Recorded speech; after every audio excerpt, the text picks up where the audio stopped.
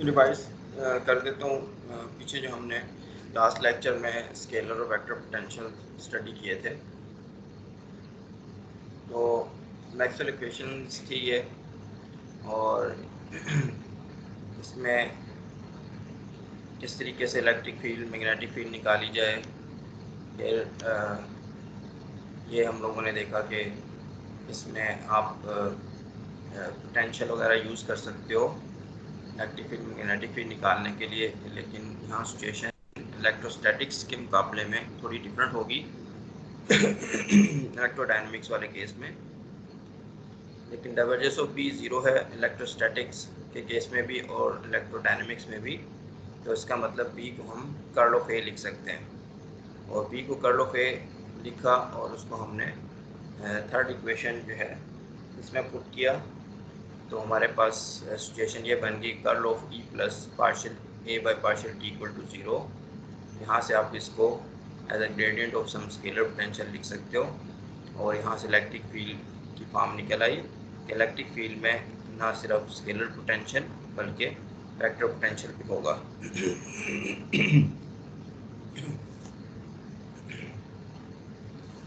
तो इस तरीके से ई जो है वो minus del B minus partial A by partial T, और मैग्नेटिक फील्ड जो है वो कर्ल ऑफ ए है। तो इस तरीके से आप इनको लिख सकते हो। इसके बाद ये चीज़ें आपने मैक्सवेल इक्वेशन में पुट की, तो आपके पास फाइनल एक्सप्रेशन जो है वो ये बन गया 10.5 जो है, और एक जो है ये वाला बन गया 10.4। ठीक है, एक स्केलर इक्वेशन बन गई और एक वेक्टर इक्वेशन। तो ये आपकी मैक्सवेल इक्वेशन रिड्यूस हो गई हैं पोटेंशियल फॉर्म में। इसके बाद इलेक्ट्रिक फील्ड और मैग्नेटिक फील्ड फिजिकल क्वांटिटी हैं, तो स्केलर पोटेंशियल, वेक्टर पोटेंशियल में आप कुछ ना कुछ जो है वो चीज़ ऐड कर सकते हो, यानी वो यूनिक नहीं होती। तो उस चीज़ को जो हम ऐड कर सकते हैं, उस फ्रीडम को गेज ट्रांसफॉर्मेशन कहते हैं, जैसा कि यहाँ पे बनाई हुई है। तो लास्ट में फिर हमने चेक किया था, फाइनली फॉर्म जो है उसकी ये बन जाती है कि आप वेक्टर पोटेंशियल में gradient of some scalar function add कर सकते हो, और पोटेंशियल में in general total time derivative of some scalar function add कर सकते हो। दोनों आपस में रिलेटेड हैं। इसको आप चेक कर सकते हो कि ऊपर जो इक्वेशन हमने बनाई है वो इनवेरिएंट रहती है। बस आप जहाँ पे ए है वहाँ पे ए प्राइम आ जाएगा, जहाँ पे बी है वहाँ पे बी प्राइम आ जाएगा। यहाँ पे इस फ्रीडम को फिक्स किया जा सकता है। गेज की बात की थी, और दूसरा लॉरेंस गेज। गेज में आप सिचुएशन को देखो, सिचुएशन में ये वाला पार्ट जो वो ज़ीरो कर देते हैं। ठीक है, डाइवर्जेंस ऑफ ए जो है plus mu not epsilon not partial P by partial T. Condition है divergence of A equals to minus mu not epsilon not partial P by partial T. इसके बाद वो इक्वेशन रिड्यूस हो जाती है, ये बन जाती है। इसी तरीके से वो स्केलर जो है वो इस तरीके से ये, तो ये दोनों इक्वेशन बन गई है, स्केलर इक्वेशन और वेक्टर इक्वेशन, और ये मैक्सवेल इक्वेशन आपकी बन गई। अब यहाँ पे उसने del square minus mu not epsilon not partial 2 by partial T square को डी एलम्बर्टियन जो ऑपरेटर है उससे डिफाइन किया। डेल स्क्वायर ये बॉक्स स्क्वायर। ठीक है, तो फिर ये दोनों इक्वेशन और ज़्यादा सिंपल फॉर्म में आप लिख सकते हो। Box square B equals to rho by epsilon not, और इस तरह बॉक्स स्क्वायर ए जो है माइनस म्यू नॉट जे।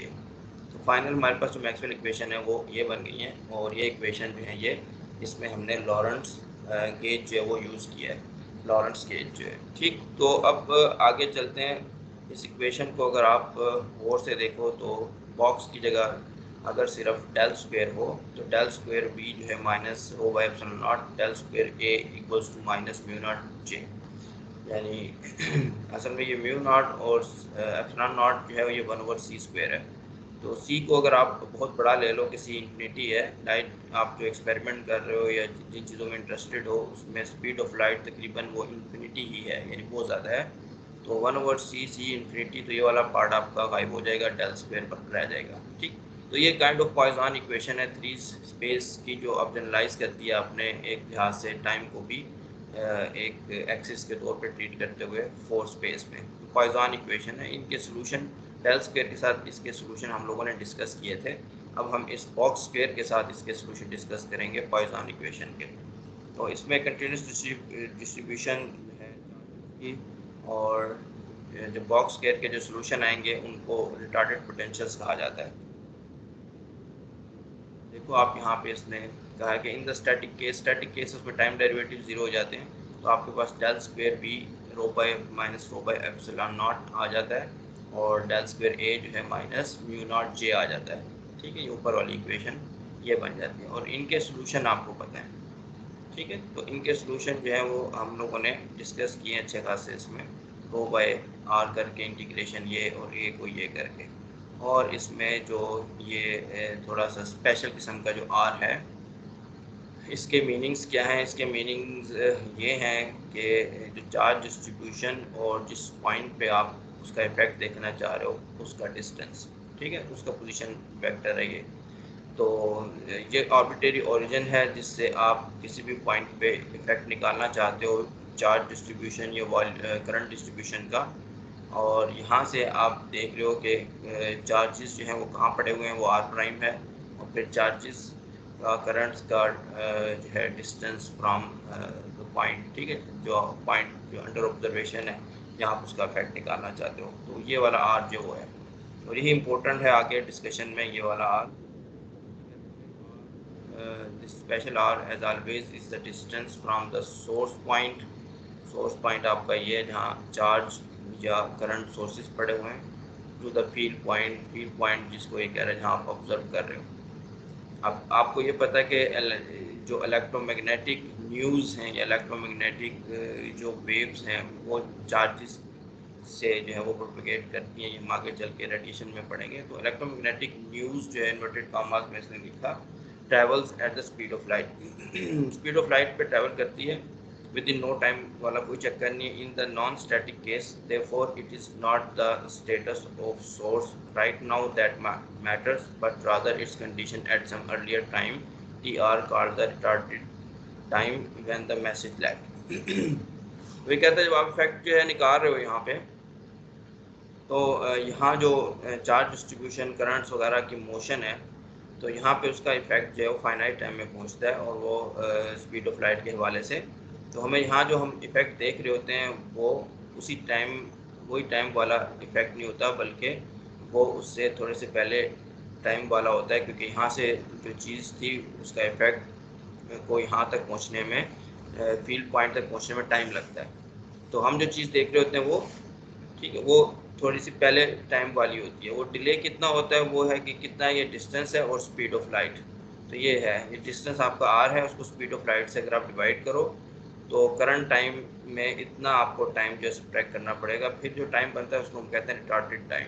तो आप जो इफेक्ट देख रहे होते हो वो रिटार्डेड टाइम का होता है। ठीक है, अगर तो स्पीड ऑफ लाइट को आप एज्यूम कर रहे हो कि ये इन्फिनिटी है, तो फिर दोनों टाइम बराबर। इन्फिनिटी का मतलब है कि इन नो टाइम चार्ज का इफेक्ट जो है वो उस पॉइंट पे पहुंचेगा। लेकिन अब हमें पता है कि speed of light is not infinite, speed of light जो फाइनाइट है, तो ये फाइनाइट डिले आएगा। चीज़ें जो आप देखोगे इनका इफेक्ट जो थोड़े टाइम तक आप तक पहुंचेगा। जिस तरीके से आप अगर सूरज की तरफ देखते हो, सूरज की लाइट को 8 मिनट्स मेरा ख्याल है लगते हैं अर्थ तक पहुंचने में। तो आप जो विजन देखते हो या जो लाइट आप देख रहे होते हो वो 8 मिनट्स जो है वो पहले सन से जो है वो एमिट हुई होती है, लेफ्ट किया होता है उसने, वहाँ से निकली होती है। तो ये चीज़ है वो सारी यहाँ पे। तो आप जो इफेक्ट देख रहे हो वो टी आर जो है वो टाइम का देख रहे होते हो, अर्लियर टाइम का। तो ये इम्पोर्टेंट फैक्ट है, इसको करते हुए टेक इट टू अकाउंट आप अपने जो आंसर हैं वो कहता है कि इस तरीके से लिख सकते हो। The natural generalization of equation 10.17 for non static sources is therefore ये कि यहाँ पे जो टाइम का डिपेंडेंस है उसमें आपने ये वाला टाइम लिखना है टी आर, कि टी आर पे चार्ज की डिस्ट्रीब्यूशन क्या है उसका इफेक्ट जो हमने निकाला है। इसी तरीके से ए के लिए भी टी आर पे क्या इफेक्ट है वो हमने निकाला हुआ है। ठीक है, तो अब इसको आप समझ लो कि ये जो चीज़ है क्या क्या मीनिंग्स है। रो का आपको मीनिंग पता चल गया, वो है कि is a charge density that prevailed at point r prime at the retarded time tr। tr time पे जो कि अर्लियर टाइम में, प्रेजेंट टाइम नहीं है, प्रेजेंट टाइम आपका t है जिस पे आप उसका इफेक्ट कैलकुलेट कर रहे हो।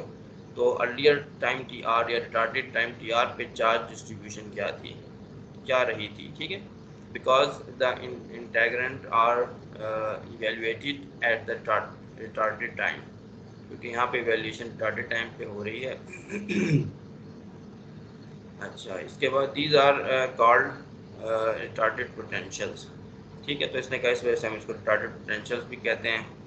यहाँ पे फिर वही एग्जांपल जो मैंने आपको सूरज की, सन की दी है। इसने कहा it's just like the night sky, the light we see now left each star at the retarded time corresponding to that star distance from the earth। तो नाइट स्काई में सितारे जो हैं जो आपको नज़र आ रहे हैं, तो उनकी लाइट जो है वो क्योंकि वो काफ़ी दूर हैं स्टार्स, उनकी लाइट जो है जो आप देख रहे हो वो काफ़ी टाइम पहले वहाँ स्टार से निकली है, ठीक है, जो आप तक पहुँची है। तो ये चीज़ आपको बताना चाह रहा है। इसी तरीके से लाइट पहुँची है, इस तरीके से वहाँ पे कोई चार्ज पार्टिकल है या वटेवर, उसका इफेक्ट भी आपके पास थोड़े टाइम बाद पहुँचेगा। तो आप जो करंटली इफेक्ट देख रहे हो वो थोड़े अर्लियर टाइम में उधर चार्ज की क्या हालत थी उसका इफेक्ट है।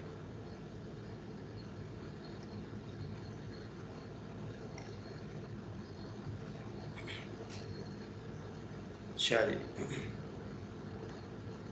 अच्छा, note that the retarded potential reduced properly to equation 10.7 in the static case for which rho and j are independent of time।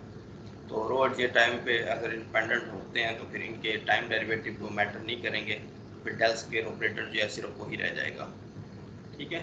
यहाँ पे यानी डेल स्क्वायर वाला रह जाएगा, ये आप देख लो ऊपर पे, इसमें जो टाइम डेरिवेटिव वाला पार्ट है वो ख़त्म हो जाएगा। अच्छा, अब ये हमने आंसर तो लिख दिया, लेकिन तसल्ली नहीं हो रही कि वाकई ये आंसर जो है उस इक्वेशन का है भी कि नहीं। तो इसके लिए फिर हम ये करते हैं कि इसको उस इक्वेशन में पुट करके चेक करते हैं वाकई ये इसको सेटिस्फाई करता है कि नहीं करता, ठीक है। इस पोटेंशियल को हम इन इक्वेशन में पुट करके चेक कर सकते हैं, तो वी को और ए को। तो हम वी को करके देख लेते हैं, फिर ए की भी कैलकुलेशन तकरीबन सिमिलर ही है, सारे स्टेप्स जो हैं वो तकरीबन सेम ही है। तो शुरू करते हैं। In calculating the Laplacian of this, the crucial point to notice is that the integrand depends on R in two places, explicitly in the denominator. तो डिनोमिनेटर में आर पे डिपेंडेंस अगर आप डेल स्क्वायर निकाल रहे हो तो आर में है, and implicitly through T r, t r के अंदर भी छुपा हुआ है। ये टी आर जो हमने टाइम का डिपेंडेंस शो कर दिया है, ये इसके अंदर भी ये आर मौजूद है, जो कि आपने यहाँ पे डेफिनेशन में इसके देखा। ये कहता है अब दो जगह पे आर छुपा हुआ है, एक एक्सप्लिसिटली जो है वो यहाँ पे नीचे, और एक टी आर के अंदर, दो जगह पे आर का डिपेंडेंस है। तो डेल स्केयर लेते हुए आपने ज़रा केयरफुल होना है, ठीक हो गया। आर जो है वो आपका आर माइनस आर प्राइम है, एंड दिस, ठीक है। तो अब डेल आपने पहले एक डेरिवेटिव आप ले लो, उसके बाद इसका डाइवर्जेंस ले लेंगे तो डेल स्क्वायर बन जाएगा। तो ग्रेडियंट ऑफ पोटेंशियल लेना है, जब पोटेंशियल इनसाइड आएगा तो वो रो पे ऑपरेट होगा। रो पे इसलिए ऑपरेट होगा कि यहाँ पे इसके अंदर टी आर मौजूद है, ठीक है। तो टी आर मौजूद है तो इस पर ऑपरेट होगा, और एक्सप्लिसिटली जो है वो 1/r पे होगा। इम्प्लिसिटली रो के अंदर टी आर के अंदर ये वाला स्पेशल आर मौजूद है। तो अब इसको इसलिए इसने अलग से लिख लिया कि यहाँ पे ग्रेडियंट ऑफ रो। अब ग्रेडियंट ऑफ रो जो है इसमें आप चेन रूल लगा सकते हो कि पहले डेरिवेटिव रो का रिस्पेक्ट टू टी आर, और फिर टी आर का डेरिवेटिव रिस्पेक्ट टू डेल। तो ये चेन रूल लगा दिया इसने कि रो का derivative respect to t r, और फिर derivative of t r respect to del जो है। तो ये चेन रूल लगा दिया। यहाँ पे जो डॉट है ये रिप्रेजेंट कर रहा है differentiation respect to t r. तो यहाँ पे अब derivative respect to t r आपने लेना है, तो आप टी आर को देख लो, ये यहाँ पे -1/c का फैक्टर बाहर आ जाएगा, और फिर derivative respect to special r बन जाएगा। ये इसने यहाँ पे किया -1/r और derivative respect to special r. अब ग्रेडियंट ऑफ स्पेशल आर जो है ये बराबर होता है आर यूनिट वेक्टर के, ठीक है। अच्छा, हाँ, ये डेरिवेटिव की जो बात है ये नीचे इसने फुटनोट में लिखी हुई है, partial bye partial T R है, ठीक है। ये जो डॉट है ये partial bye partial T R है, और ये जो है ये, हाँ, ये बताना चाह रहा है कि चाहे आप टाइम के रिस्पेक्ट से डेरिवेटिव लो चाहे टी आर के रिस्पेक्ट से, डजेंट मैटर, क्योंकि इसमें ये जो चीज़ है special r, it is independent of time. इसका टाइम पर डिपेंडेंस नहीं है, it is just r small r minus small r prime. तो यहाँ पे ये मैटर नहीं करता, जो मैं पहले बता रहा था आप लोगों को रिटार्डेड टाइम के हवाले से है, तो यहाँ पे चाहे टी हो चाहे टी आर हो, डजेंट मैटर जो है। अच्छा, तो यहाँ पे ग्रेडियंट ऑफ आर आपने देखा कि आर यूनिट वेक्टर बन गया, और इसके बाद जो है ग्रेडियंट ऑफ 1 ओवर आर जो है it is like partial partial x 1 over x का डेरिवेटिव लोगे तो ये माइनस 1 ओवर एक्स स्क्वायर बन जाता है, तो माइनस आर और आर स्क्वायर बन गया। ठीक है, अब ये वैल्यूज आप यहाँ पुट कर दो इस पर और ग्रेडियंट में, तो ये आपके पास एक्सप्रेशन आ जाता है। तो सिंपल डेरिवेटिव वाली चीज़ है यहाँ पे। अब इसके ऊपर आपने फिर दोबारा क्या लेना है, डाइवर्जेंस। अब ये वेक्टर बन गया, इसका डाइवर्जेंस लोगे तो ये डेल स्क्वायर बन जाएगा। तो डाइवर्जेंस आपने लिया, डेल स्क्वायर बन गया। अब डाइवर्जेंस ऑफ दिस थिंग यानी कि एक स्केलर फंक्शन और एक वेक्टर, तो उसको किस तरीके से लिखा जाता है डाइवर्जेंस को, तो आप स्केलर फंक्शन जो होता है उसका ग्रेडियंट लेते हो और इसका जो है वो डाइवर्जेंस लेते हो वेक्टर का। ठीक है, इस तरीके से। तो पहली टर्म को इसने यहाँ ब्रैकेट में लिखा हुआ है, तो स्केलर फंक्शन का ग्रेडियंट और वेक्टर फंक्शन का डाइवर्जेंस। तो ये क्योंकि आर पर डेरिवेटिव अप्लाई होगा इसलिए यहाँ लिख दिया इसने। तो दो फंक्शन इसने रो डॉट और ये एक फंक्शन बनाया इसको, और आर यूनिट वेक्टर और आर को दूसरा फंक्शन। तो ये चीज़ बन गई, डॉट प्रोडक्ट आ जाएगा क्योंकि सारी क्वांटिटी स्केलर क्वांटिटी है वो, और ये पहला बन गया। इसी तरीके से यहाँ पे भी करना है आपने। तो ग्रेडियंट आपका रो का और डाइवर्जेंस इसका, डाइवर्जेंस और ये ग्रेडियंट, तो ये चीज़ बन गई। फिर अब हमें सबसे पहले ग्रेडियंट ऑफ रो डॉट निकालना है। इसमें फिर वही काम होगा कि आप चेन रूल लगाओगे और पार्शियल बाई पार्शियल टी इसका करोगे, और फिर डेरिवेटिव जो है वो ग्रेडियंट आर का आ जाएगा। ठीक है, वही जो चीज़ हमने ऊपर की बिल्कुल उसी तरीके से ये जो अभी ऊपर हम लोगों ने ये वाला काम किया, ये चेन रूल लगाया और फिर यहाँ पे इसका डेरिवेटिव टी आर का लोगे आप, तो उसमें -1/c का फैक्टर आ जाएगा आर के साथ। तो ये चीज़ बन गई। इसी चीज़ को यूज़ करते हुए रो पे 2 टाइम डेरिवेटिव आ गए। इसके बाद जो आप डाइवर्जेंस अगर आर ओवर आर का निकालते हो, आर यूनिट वेक्टर और आर का जो 1/r स्क्वायर होता है, ये सारी चीज़ें बहुत पहले भी हम लोग कर चुके हैं। और इसका डाइवर्जेंस आर और आर स्क्वायर का निकालोगे तो ये डेल्टा फंक्शन होता है 4π∆3। तो अब ये सारी चीज़ें आप लोगों को पता चल गई यहाँ पे, ये पता चल गया, ये भी पता चल गया, और ये जो ये ऑलरेडी हमें पता है ग्रेडियंट ऑफ फ्लो कैसे लिखना है और ये डाइवर्जेंस। इन सब की वैल्यूज़ आपने पुट करनी है, और पुट करने के बाद हमारे पास जो एक्सप्रेशन आता है वो ये आ जाता है।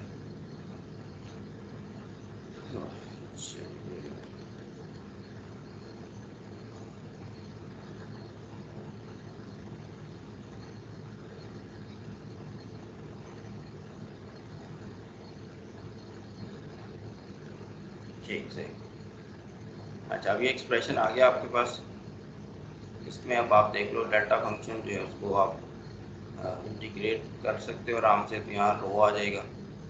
और ये जो फैक्टर है इसमें देख लो आप, 2 डेरिवेटिव है रिस्पेक्ट टू रो। अभी 2 डेरिवेटिव रिस्पेक्ट टू रो जो हैं तो ये क्या बन जाएगा यहाँ पे, इट्स लाइक कि आप टाइम डेरिवेटिव जो है पोटेंशियल का ले लो। ठीक है, टाइम डेरिवेटिव जो है पोटेंशियल का ले लो, तो ये चीज़ जो है वो बन जाती है। अच्छा, सही। अच्छा, कंफर्मिंग दैट रिटार्डेड पोटेंशियल 10.19 जो है वो satisfies the inhomogeneous wave equation. ठीक, अच्छा, दोबारा इसमें कुछ चीज़ है कि हम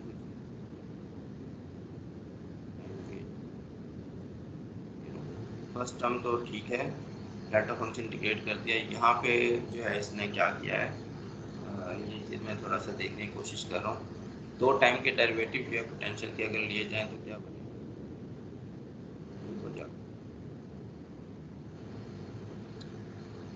हाँ ठीक है, 2 टाइम टाइम के डेरिवेटिव अगर आप लोगे तो कोई, हाँ, इसमें तो डिपेंडेंस नहीं है, तो ठीक है, इसके ऊपर ही आगे लगेगा।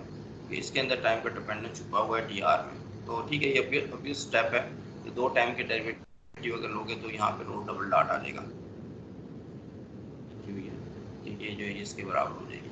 तो ये आपकी इक्वेशन पूरी बन गई।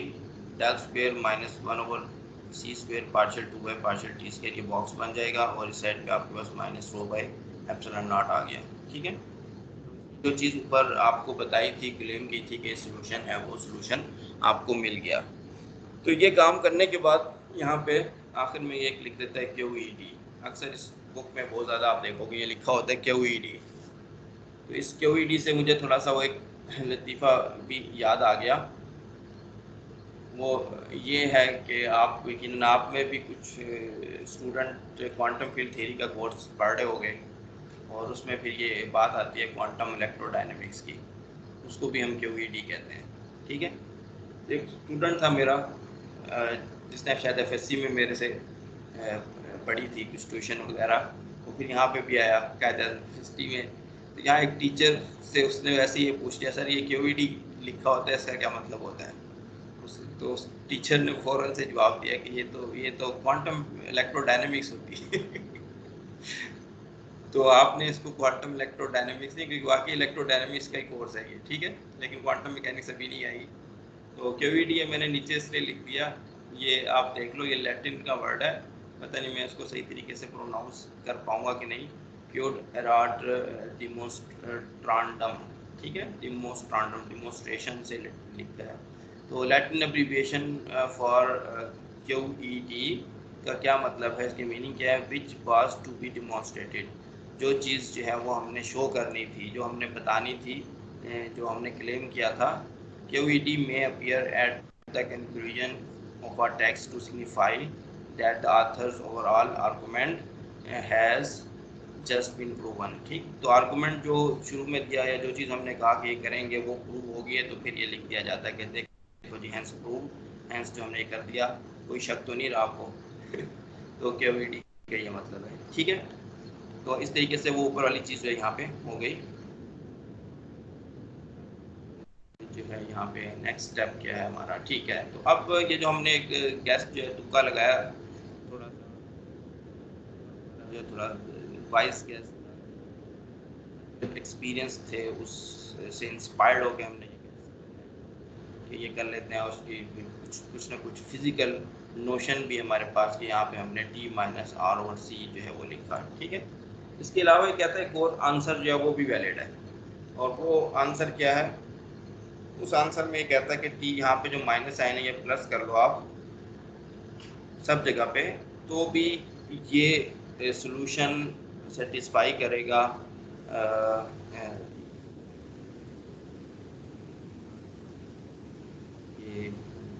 ये जो मैंने ऊपर पे लिखा है। कोई क्वेश्चन तो नहीं है कि आवाज़ आई मुझे, मैंने क्या चेक कर। हाँ मोहम्मद सफ़ी, क्वेश्चन है किसी का? नहीं सर, मैंने अभी ज्वाइन किया है तो वो माइक गलती से ऑन था, तो सॉरी। ठीक है, सही। तो दोबारा वापस चलते हैं। तो तुमने फिर वो क्वांटम इलेक्ट्रोडायनेमिक्स वाला लतीफ़ा तो मिस कर दिया होगा, खैर तो तुम्हारे दोस्त बता देंगे। सर रिपीट करें थोड़ी। सुनाऊं लतीफ़ा? यस सर, ऑलरेडी जो आंख बुक है, क्लियर। ग्रिफिथ की जो बुक है, देखो इसमें ये QED लिखा होता है, ठीक है। और आप लोग पता नहीं मुझे कितने लोग हैं जो क्वांटम फील्ड थ्योरी का कोर्स पढ़ रहे हैं, ठीक है, वो मैं कह रहे पढ़ हैं ये रहा हूँ सर। इलेक्ट्रिक्स और ये क्यू से क्वांटम हो गया तो क्वांटम इलेक्ट्रोडायनेमिक्स हो गया ये। तो यहाँ पे हमारे डिपार्टमेंट में एक, मैं नाम नहीं लूँगा, टीचर थे, तो मेरा एक स्टूडेंट था, वो उसने पूछा, कहता हमने सर से जाके पूछा कि ये QED जो लिखा होता है इसका क्या मतलब होता है? उन्होंने कहा इसका मतलब होता है क्वांटम इलेक्ट्रोडायनेमिक्स। ठीक है, तो ये QED का मतलब क्वांटम इलेक्ट्रोडायनेमिक्स नहीं होता। QED जो है ये लैटिन एब्रीविएशन है, ये लिखा हुआ है यहाँ पे, क्योर्ड इराट डिमोस्ट्रांडम, ठीक है, जिसका मतलब ओह, है which was to be demonstrated. या ये अक्सर ऐसे आता है जब आप कोई चीज़ जो है वो क्लेम करते हो और फिर उसको प्रूव कर देते हो, तो आखिर में QED लिख देते हैं। ठीक है, authors overall argument has just been proven, ये हैज प्रूव हो गया, ये जो चीज़ हमने क्लेम की थी QED सर के। बड़े सालों तक हम भी यही समझते रहे क्वांटम इलेक्ट्रोडायनेमिक्स। क्या हुआ? बड़े अरसे तक मतलब अब तक मैं भी यही समझता था कि ये क्वांटम हाँ, इलेक्ट्रोडायनेमिक्स ही होती है। सब जो है क्वांटम इलेक्ट्रोडायनेमिक्स का रेफरेंस दे रहे हैं। तो अब तुम मतलब तुम्हें ये हो गया होगा कि मैं जो समझता था कि मैं बड़ी मिस्टेक ही करा था, यहाँ मेरे से बड़े मौजूद हैं। जी बड़े सर, लेवल ये तक सर। के मौजूद है। ऐसी गुस्ताखी तो हमने भी कभी नहीं किया, मैं कुछ ना कुछ है लेकिन कम से कम क्वांटम इलेक्ट्रोडायनेमिक्स नहीं है। अच्छा, चलो फिर आगे जो है देखो, मैंने आपको कहा कि रिटार्डेड पोटेंशियल की बात की, तो इसके बाद एक और आप जो है वो टाइम कंसिडर कर सकते हो, वो है एडवांस टाइम। एडवांस टाइम में ये है कि यहाँ पे प्लस साइन आ जाता है, टी प्लस आर और सी। अब ये कह रहा है कि इंसिडेंटली, हाँ, कहता है this proof applies equally well to advance potentials, यानी ये वाले एडवांस पोटेंशियल अगर आप कंसिडर करते हो जिसमें जो टाइम है टी ए है, और टी ए क्या है, जिसमें आप करंट और चार्ज डेंसिटी जो है वैल्यूएटेड एट एडवांस टाइम, आप टी टाइम पे जो है उसका इफेक्ट देख रहे हो, लेकिन जो चार्ज की जो हैयत है, जो उसकी कैफियत है, वो आर बाई सी एक एक्स्ट्रा अर्ली जो है वो एडवांस टाइम में आप जो है ले रहे हो अपनी इफेक्ट, यानी कि उसका जो है फ्यूचर में उसकी क्या शक्ल बनेगी, उसका इफेक्ट जो है वो आप अभी आज निकाल रहे हो। ठीक है, तो इसके बारे में क्या है ये, अब क्योंकि ये इसने यहाँ तक जो बात की है कि ये मैथमेटिकल, कि मैथमेटिकली आपका जो इक्वेशन है मैक्सवेल, वो इस सॉल्यूशन को भी अलाउ कर रही है कि ये भी एग्जिस्ट करता है, ये इंपॉर्टेंट चीज़ है। तो इसमें एक मिनट,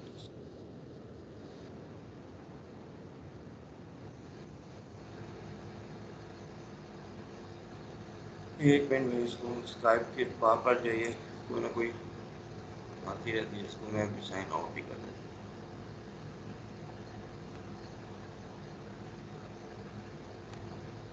चलो, अच्छा, as a few signs are changed but the final result is unaffected. Although the advanced potentials are entirely consistent with Maxwell equation, they violate the most sacred tenet in all of physics, the principle of causality. तो कहता है कि गच्चा कि ये जो है Maxwell equation इस इन solutions को भी अलाउ करती है जिसमें टाइम रिटार्डेड के बजाय एडवांस टाइम है, लेकिन ये सबसे मोस्ट, इसने ठीक है the most, one of the most नहीं लिखा है, इसने लिखा the most sacred Tenet in all of physics, physics में जो सबसे ज़्यादा जो है मोतबर, जो मुकद्दस किस्म का जो टेनेट है, क्या है टेनेट जो है वो ज़्यादा जो है वो हुक्म के तौर पे आता है टेनेट, ठीक है, कि ऐसा जो कि आसमान से हुक्म उतरा हो ना, प्रिंसिपल ऑफ काज़ैलिटी। प्रिंस क्या है वो कि they suggest that the potentials now depend on what the charge and the current distribution will be at some time in the future, कि वो फ्यूचर में क्या होना है वो जो है आज के हिसाब से जो है वो पोटेंशियल आप डिसाइड करोगे। The effect in other words precedes the cause, तो इफेक्ट जो है वो क्या कर रहा है, वो पहले आ रहा है और काज उसका बाद में आ रहा है। तो द एडवांस पोटेंशियल, ठीक है, तो ये इसी तरीके से है जैसे कि एक ये हो सकता है कि कोई शख्स जो है वो किसी बंदे को अगर गोली मार के मार देता है, तो इस तरह के पहले बंदा जो है वो मर जाता है, बाद में जो है वो गोली जो है वो बंदूक से निकलती है। ठीक है, इस तरह के बहुत सारी एग्जांपल्स आप दे सकते हो जो काजैलिटी के हवाले से मतलब इनकन्सिस्टेंट आपको लगेगी। जैसे कि ये है कि आपके जो है सबके ए ग्रेड्स जो हैं वो पहले आ गए हैं और बाद में अगले सेमेस्टर आप एग्ज़ाम पढ़ो। ठीक है, तो कई एग्जांपल इसकी इस तरीके की दी जा सकती हैं। तो ये ऐसा लॉ है, तो फिजिक्स इस पे बिलीव करते हैं, जो काफ़ी सेंसेबल है। ख़ास तौर पे यानी परवेज़ साहब जो हमें काजैलिटी के बारे में बताते थे, तो उन पे तो एक वजद की कैफियत तारी हो जाती थी कि ये तो बस, ये तो हो ही नहीं सकता कि कभी इफ़ेक्ट काज का जो ऑर्डर है वो रिवर्स हो जाए। ठीक है, पहले काज होगा फिर इफ़ेक्ट होगा। तो खैर हम लोग तो बड़े हैरानगी से वो देखते थे, हमारा तो शायद उस वक्त ईमान का दर्जा उतना नहीं था। तो खैर अब टाइम के साथ साथ आप लोग भी जो है फिज़िक्स जब पढ़ोगे तो आपका भी जो है ईमान और यकीन जो प्रिंसिपल ऑफ कॉज़ैलिटी पे है वो बन जाएगा। अच्छा, इसके अलावा देखो यहाँ पे आखिरी सेंटेंस में इसने लिखा हुआ है, although the advance potentials are of some theoretical interest they have no direct physical significance जो है, तो यहाँ पे अच्छा, अब इसकी रीज़न क्या है कि ये दोनों सोल्यूशन जो है वो अलाउ कर रहा है मैक्सवेल इक्वेशन जो है। तो ये कहता है because d'Alembertian involves t square में क्वाड्रेटिक है as oppose to t, the theory itself is time reversal invariant. तो आप देखो कि अगर टी को माइनस टी भी कर दो तो आपके मैक्सवेल जो ऑपरेटर डिलैम्बर्टियन है वो उसमें इन्वेरिएंट रहेगा। ऑपरेटर इन्वेरिएंट रहेगा तो उसका जो सोल्यूशन है जिस पे ऑपरेट करके इक्वल टू जीरो दे रहा है वो भी इन्वेरिएंट रहेगा। तो इस वजह से टी स्क्वेयर की वजह से कहता है दो सोल्यूशन आ रहे हैं कि टी वाला भी होगा और टी माइनस करने वाला भी सोल्यूशन होगा एंड डज नॉट डिस्टिंग्विश। जो लोग डिफरेंशियल इक्वेशंस पढ़ते हैं वो इन पैरिटी के हवाले से ये सोल्यूशन देख लेते हैं कि अगर पैरिटी कोई है इसमें ऑपरेशन ऑपरेटर में तो दोनों सोल्यूशन जो इवन एंड ऑड है वो दोनों का लीनियर कॉम्बिनेशन जनरल सोल्यूशन होता है। अच्छा, does not distinguish past from future, तो वो कहता है कि ये जो आपका ऑपरेटर है पास्ट और फ्यूचर में फ़र्क नहीं करता। Time is symmetry is introduced when we select the retarded potential in the preference to the advance one. तो टाइम सिमेट्री जो है वो एंड रिफ्लेक्टिंग नॉट अनरीजनेबल। अच्छा, believe that the electromagnetic influences propagate forward, तो ये कहता है कि हमारा बिलीफ है इलेक्ट्रोमैग्नेटिक इन्फ्लुएंसेस जो हैं वो प्रोपगेट फॉरवर्ड हैं नॉट बैकवर्ड इन टाइम। अब जो क्वांटम फील्ड थ्योरी वाले लोग हैं वो देखते होंगे कि वहाँ पे आप लोग जो है कुछ ऐसी प्रोपगेशन भी आप लोग ने यकीनन पढ़ी होगी जो बैकवर्ड इन टाइम होती है, ठीक है, जिसको आप फिर एंटी पार्टिकल के तौर पे करते हो, तो वहाँ पे ये चीज़ें इस तरीके से आ जाती हैं। तो ये टाइम का जो स्केयर वाला ऑपरेटर है जैसे श्रोडिंगर इक्वेशन है उसमें टाइम का एक डेरिवेटिव होता है, ठीक है, और स्पेस के दो होते हैं।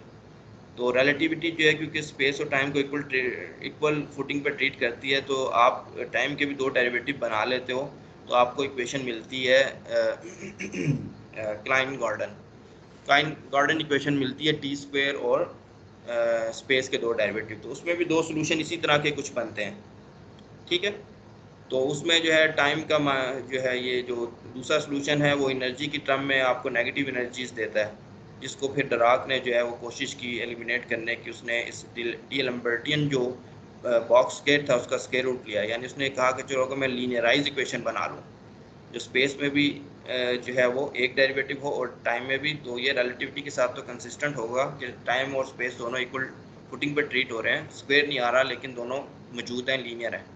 स्टिल जो है वो चीज़ें मौजूद थी और वो आखिर में फाइनमैन इंटरप्रिटेशन में वो बैकवर्ड इन टाइम में ट्रैवलिंग और चार्ज को अपोजिट करके उसको इंटरप्रेट किया गया कि एंटी पार्टिकल्स के सॉल्यूशन एग्जिस्ट करते हैं। जब आप रिलेटिविटी जो है वो ऐड करते हो क्वांटम मैकेनिक्स के साथ तो ये चीज़ें आती हैं, ठीक है। तो क्लासिकली जो है ये सही कह रहा है कि यहाँ पे कोई आप इस तरह की चीज़ नहीं कर सकते, तो लेकिन आगे रिलेटिविटी में आप इस तरह की चीज़ जो है क्वांटम मैकेनिक्स जब डाल देते हो इसमें, क्योंकि ये इलेक्ट्रोडायनेमिक्स जो अब आपकी बन गई है रिलेटिविटी के साथ कंसिस्टेंट है, ठीक है। तो वो मैं आगे चल के आपको अगले लेक्चर्स में बताऊंगा, लेकिन क्वांटम मैकेनिक्स डाल लो तो फिर ये जो चीज़ें हैं ना ये इनके मीनिंग्स बनना शुरू हो जाते हैं।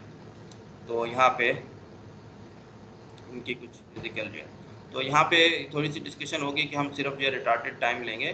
तो अब पॉइंट चार्जेस हैं और उनके हम पोटेंशियल्स की बात करेंगे, किस तरीके से आप पॉइंट चार्जेस के पोटेंशियल जो है निकाल सकते हो।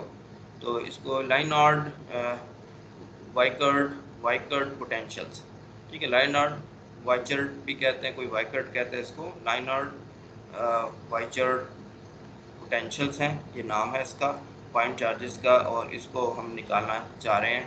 तो my next project is to calculate the retarded potential scalar और vector for a point charge q that is moving on a specified trajectory. तो एक पॉइंट चार्ज है जो एक खास ट्रेजेक्ट्री पे जो है वो मूव कर रहा है और वो आप डिफाइन कर रहे हो डब्ल्यू ऑफ टी, ठीक है, position of q at time t. और जब मूव कर रहा है चार्ज पार्टिकल तो उसका क्या, उसका स्केलर पोटेंशियल और वेक्टर पोटेंशियल क्या होगा, वो हमारा जो है वो नेक्स्ट प्रोजेक्ट है कि हम निकालेंगे। तो retarded time is determined implicitly by equation this, ठीक है।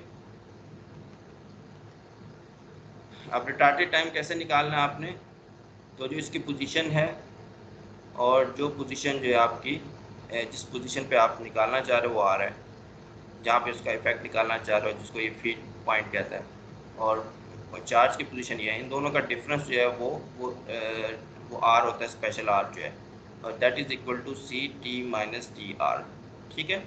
तो ये जो है ये इस तरीके से, तो ये कंडीशन है जो कि आप जिसमें निकाल सकते हो कि किस तरीके से जो है वो ट्रैवल कर रहा है रिटार्डेड टाइम जो है, हाँ यहाँ से रिटार्डेड टाइम निकाल सकते हो आप, ठीक है। जिस पॉइंट पे आपने इफेक्ट निकालना है वो आपको पता है, आपको पार्टिकल की ट्रेजेक्टरी पता है, ये स्ट्रेट लाइन पे मूव कर रहा है या सर्कल में मूव कर रहा है या कैसे मूव कर रहा है ये आपको पता है, ठीक है, जिस टाइम पे आपने निकालना है, कितने मिनट बाद, 10 इतने टाइम पे हमने इसको निकालना है, तो टी आर जो है यहाँ से नाउन, इस इक्वेशन से आप टी आर निकाल सकते हो।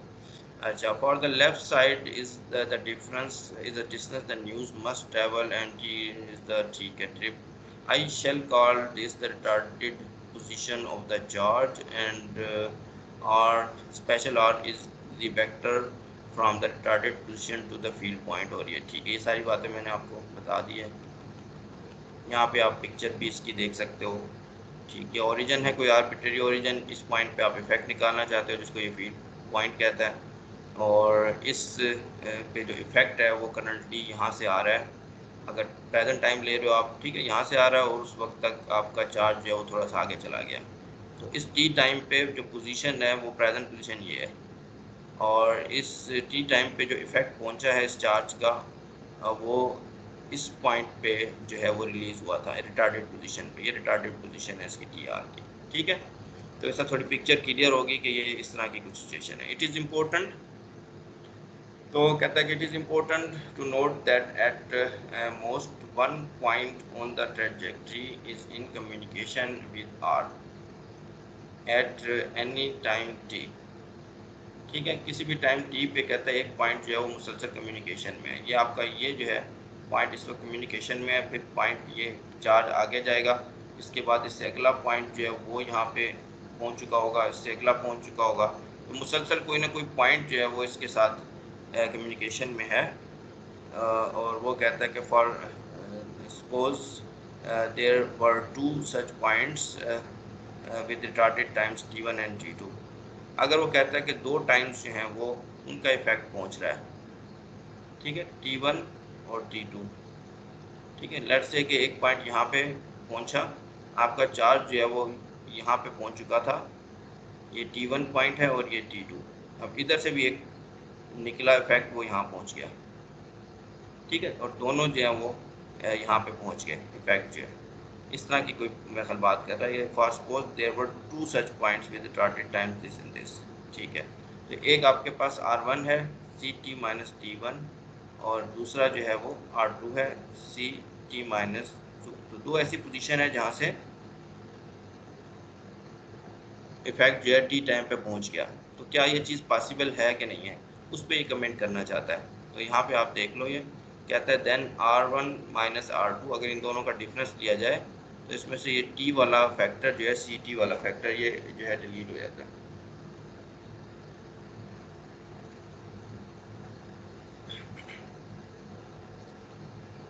और आपके पास ये T2 माइनस T1 वाला फैक्टर आया था। अब इसको अगर आप इंटरप्रेट करो आप, तो क्या बनता है ये T2 माइनस T1 को डिवाइड कर दो R1 माइनस R2 के साथ, तो ये असल में वेलोसिटी बन जाएगी पार्टिकल की। पार्टिकल ने इस पॉइंट से इस पॉइंट तक किस तरह ट्रैवल किया। ठीक है, R1 से R2 में T2 माइनस T1 टाइम में ट्रैवल किया, लेकिन फिर स्पीड क्या थी उसकी। सो द एवरेज स्पीड, क्योंकि यहाँ पे तो फाइनाइट डिफरेंस है तो एवरेज स्पीड की बात कर सकता है। तो the average speed of the particle in the direction of R would have to be C। तो ये C के बराबर होगी, and that's not counting whatever velocity the charge might have in other direction. तो इसने कहा कि ये जो चीज़ निकल के आ रही है, ये आ रही है R की डायरेक्शन में, कंपोनेंट ये होगा, बाकी कंपोनेंट्स की बात अभी नहीं हो रही, तो वही C बन गया है।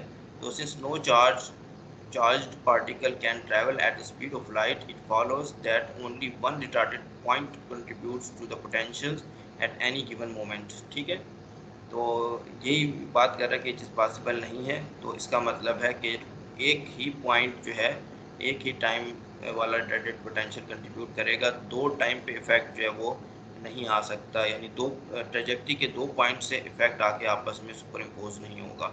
तो ये इसने आर्गूमेंट यहाँ बनाने की कोशिश की आपको समझाने की।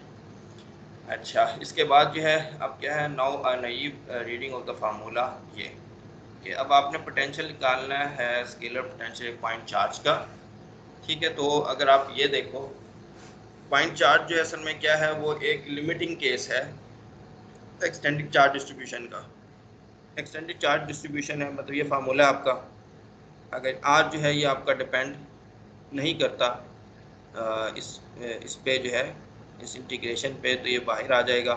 और रो पे आप इंटीग्रेट करोगे तो यहाँ पे क्या हुआ आ जाएगा। तो फार्मूला जो आप एक्सपेक्ट कर रहे हो, नई एक्सपेक्टेशन जो आपकी ये है कि ये बिल्कुल वही हमें पोटेंशियल मिल जाएगा जो हमने कूलम्स लॉ से निकाला है, जो कूलम्स लॉ वाला पोटेंशियल है।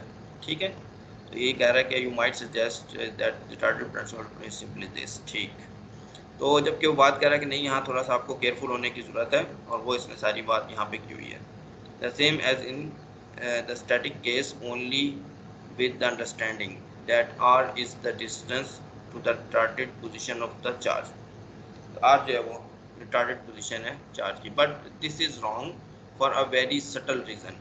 तो कहता है ये थोड़ी सी रीज़न जो है सटल है, थोड़ी मुश्किल है समझने में। It is true that for a point source and denominator r comes out the integral, but what remains is this is not equal to the charge of the particle। कहते हैं चार्ज ऑफ द पार्टिकल के बराबर नहीं है। क्यों नहीं है? To calculate the total charge of a configuration you must integrate rho over the entire distribution at one instant of time।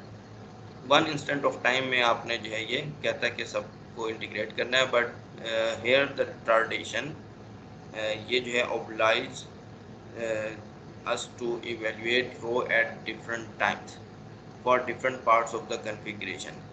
ठीक है, लेकिन रिटार्डेशन की वजह से हमें डिफरेंट टाइम्स पर रो कैलकुलेट करना पड़ रहा है। If the source is moving this will give a distorted picture of the total charge. अगर सोर्स जो है मूव कर रहा है, उसकी शक्ल जो है वो चेंज हो रही है, तो अब आपके लिए थोड़ी सी मुश्किल हो गई है कि किस तरीके से उसको जो है वो आप इस इंटीग्रेशन को करोगे। You might think that this problem would disappear for point charges.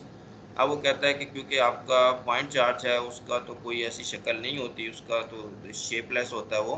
तो पॉइंट चार्जेस के लिए वो कहता है कि आप सोच सकते हो कि ये प्रॉब्लम अपीयर नहीं होना चाहिए, बट वो कहता है but it doesn't in Maxwell electrodynamics formulated as it is in terms of charge and current density, a point charge must be regarded as the limit of an extended charge।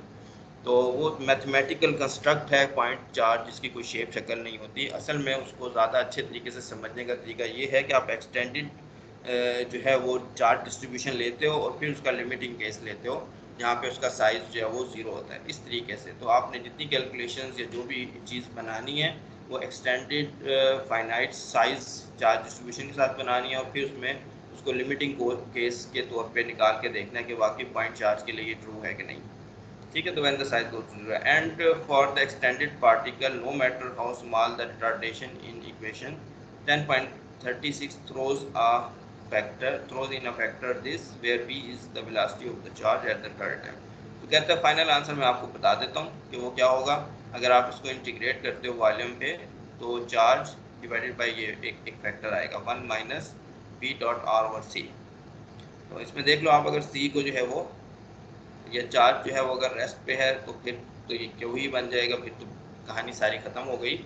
या सी जो है आप कहते हो कि सी हम जो मोशन डिस्कस कर रहे हैं या जो चार्ज की जो वेलोसिटी है वो बहुत छोटी है सी के मुकाबले में, इस इफेक्ट को इग्नोर करते हो तब भी आपके पास क्यू आ जाएगा। अदरवाइज जो है ये इसके अंदर ये ट्विस्टिक करेक्शन आएगी।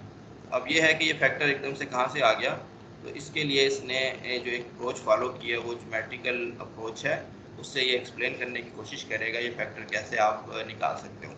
इसके अलावा इसको मैथमेटिकली जो है ज़्यादा रिगरस वे में भी निकाला जा सकता है, जो जैक्सन और दूसरी बुक्स में वालों ने किया हुआ है। तो इसने वो चीज़ डिवाइड की है, आपको एक हल्का सा फीलिंग देना चाहता है कि ये आप किस तरीके से इस फैक्ट को समझ सकते हो। तो कहता है this is a purely geometrical effect and it may help to tell the story in the less abstract context. कहता है बजाय इसके बहुत ज़्यादा मैथमेटिक्स करने के, इसको आप थोड़ा ज्योमेट्रिकल वे में अगर देखने की कोशिश करो तो इसमें ज़्यादा आप जो है वो इंट्यूशन डेवलप कर सकते हो। तो you will not have notice it for obvious reasons but the fact is that a train coming towards you looks a little longer. तो कहता है कि आपने ये चीज़ जो है वो कभी नोटिस नहीं की होगी कि जो ट्रेन आपकी तरफ आ रही है वो असल में थोड़ी सी बड़ी होती है। ठीक है, तो थोड़ी सी बड़ी क्यों होती है और हमने तो कभी ऐसी कोई चीज़ नोटिस नहीं की। तो उसमें जो ये अब करेक्शन की बात करेगा उसका ताल्लुक स्पीड ऑफ लाइट से है, और स्पीड ऑफ लाइट जो है वो अपनी आंखों से आप मेजर नहीं कर सकते उसका इफेक्ट जो है। ठीक है, उसके लिए स्पेशल डिटेक्टर अगर लगाएं तभी जो है, इसलिए इसने लिख दिया कि you will not have notice it. ठीक है, तो किस तरीके से आता है ये फैक्टर लॉन्गर। अच्छा अच्छा, क्यों ये ट्रेन जो आपको लंबी क्यों लगती है उसको आपने देखना है। ठीक है, तो ये जो चीज़ बताने वाला है इसको आपने थोड़ा सा, मैं पहले से आपको बता दूं, ये इसका ताल्लुक थोड़ा सा डॉपलर इफेक्ट से है। जिस तरीके से ट्रेन जो है वो आपकी तरफ आ रही है और वो अगर कोई बजाती है वो हॉर्न वगैरह, तो उसमें आपको पता है फ्रिक्वेंसी जो है उसको पहुंचने में टाइम लगता है, ये वो चीज़ें उसमें उसकी वेलोसिटी भी अकाउंट होती है कि वो कितनी तेज़ी के साथ आ रही है, स्लो आ रही है। तो वो सारी चीज़ यहाँ पे भी उसी तरीके की हैं। तो इसी लिहाज से ये लेंथ को कह रहा है कि लेंथ बड़ी क्यों। देखिए लेंथ को देखने का ताल्लुक इसी तरीके से है कि ये आपके पास इसकी सारी इंफॉर्मेशन किस तरीके से पहुंच रही है। ठीक है, यहाँ पे जो है, यहाँ से ये देख रहे हो आप, ये यहाँ से जो विजन है वो चल के आपके पास पहुंचेगा, यहाँ से जो विजन है वो आपके पास चल के पहुंचेगा, यहाँ से जो विजन है वो आपके पास चल के पहुंचेगा। तो पूरी इसकी एक पिक्चर आपके पास पहुंचेगी। लेकिन अगर जो है ये मूव कर रही है तो फिर क्या होगा, तो फिर थोड़ा सा ऐसा है कि कुछ डिले होगा और वो डिले की वजह से ये लेंथ आपको इसकी बड़ी नज़र आएगी। वो डिले ही की बात यहाँ पे बताएगा आपको। अच्छा, but the fact longer than, अच्छा, because the light you receive from the caboose left earlier than the light you receive simultaneously from the engine. ठीक है, तो यहाँ पे वो कह रहा है कि यहाँ से जो लाइट आपके पास पहुँची है और यहाँ से जो लाइट पहुँची है रेस्ट में, इसके मुकाबले में जब ये इस तरफ मूव कर रहा होगा तो यहाँ जो लाइट पहुँची है आपके पास, क्या इसने लिखा है, हाँ, the light you receive from the caboose left, यानी इसकी बात कर रहा है यहाँ से जो लाइट निकली है left earlier than the light you receive simultaneously from the engine. यहाँ से जो आपने लाइट रिसीव की है उसी टाइम वाली लाइट नहीं बल्कि उससे थोड़ी अर्लियर टाइम वाली लाइट जो है वो आपके पास कहता है कि इस तरीके से यहाँ पे पहुँचेगी। तो इसने शायद ये बना रखा है, ये इंजन जो है इस तरीके से, तो ये है। अच्छा, and at that earlier time the train was farther away.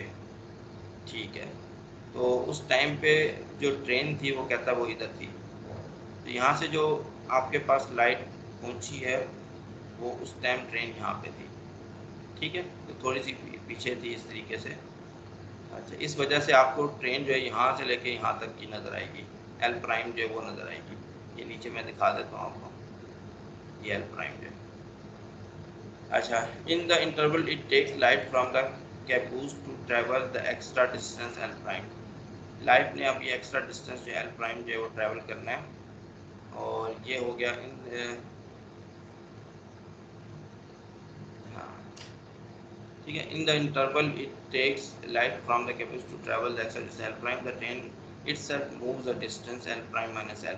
तो ये एक एक्स्ट्रा डिस्टेंस जो है एल प्राइम माइनस एल जो है ये कवर करती है ट्रेन उस दौरान में। ठीक है, तो ये उस दौरान में करती है। तो यहाँ पे देखो दो टाइम इसने कंपेयर किया है कि ट्रेन को ये डिस्टेंस कवर करने के लिए एल माइनस एल प्राइम, ठीक है, कितना टाइम लग रहा है, वो उतना ही टाइम जो है लाइट को यहाँ से लेके यहाँ तक जाने में लग रहा है। लाइट को एल प्राइम डिस्टेंस जो है वो ट्रैवल करने में जितना टाइम लग रहा है उतना ही टाइम ट्रेन को एल प्राइम माइनस एल यानी यहाँ से यहाँ तक आने में लग रहा है डिवाइड बाई सी। बस ये ऑब्जर्वेशन है सिंपल सी, जिसमें आप एल प्राइम निकाल सकते हो, वो बन जाएगा l over one minus v by c. ठीक है, तो ये है वो l prime l over one minus c. तो कहता है so approaching train appears longer by a factor of this. तो ये जो फैक्टर है इससे वो आपको ज़्यादा बड़ी लगेगी। ओरिजिनल लेंथ उसकी ये है, आप जो देखोगे वो लेंथ आपको ये नज़र आएगी। और इसका ताल्लुक जो है वो कहता है नीचे डॉपलर इफेक्ट्स यानी इन चीज़ों से है।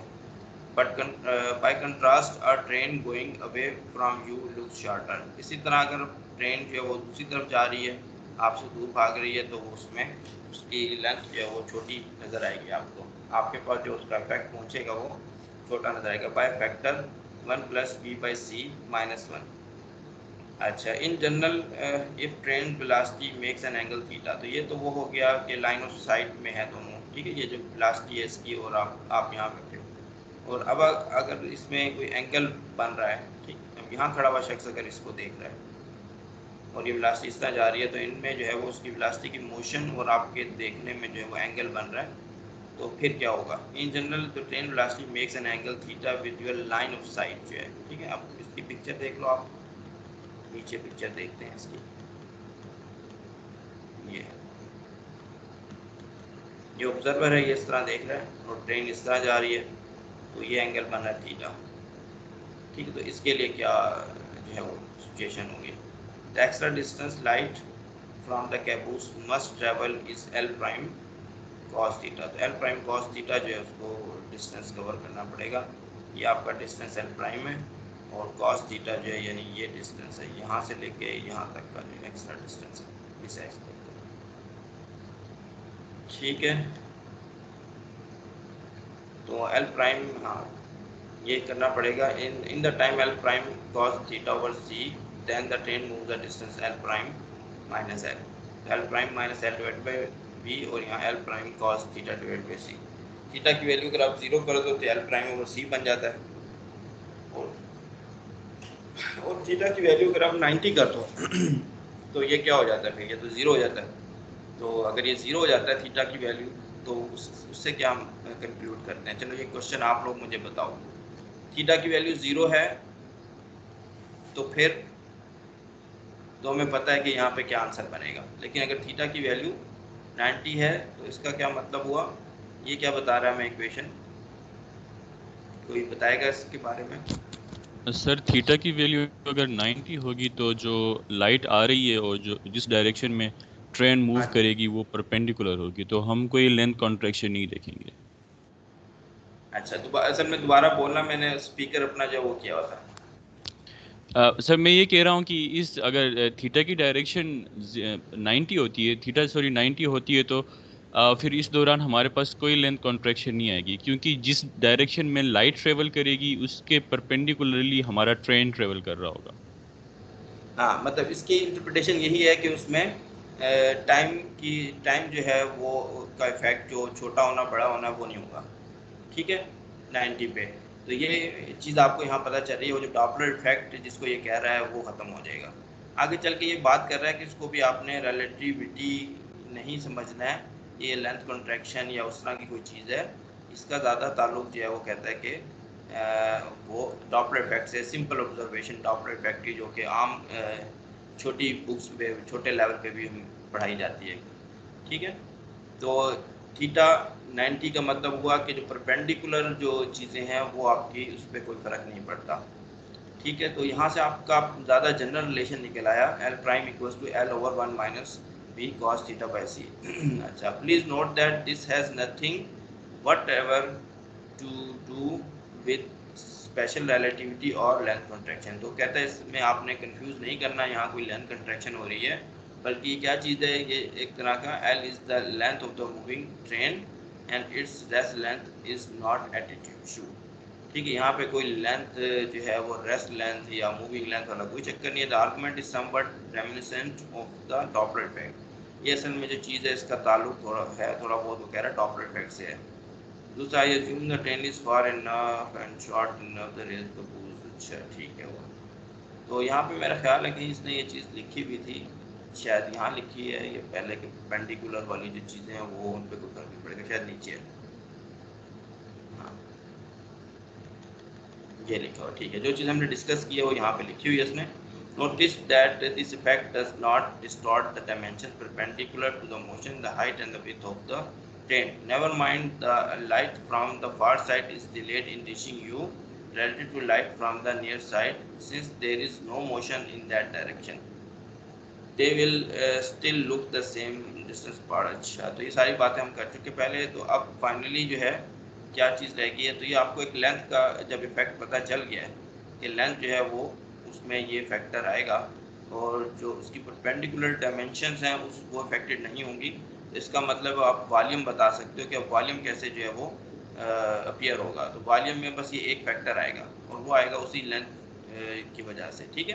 तो परपेंडिकुलर डायरेक्शन होंगे उनमें से नहीं आएगा, तो इसने हमें वॉल्यूम का लिख दिया।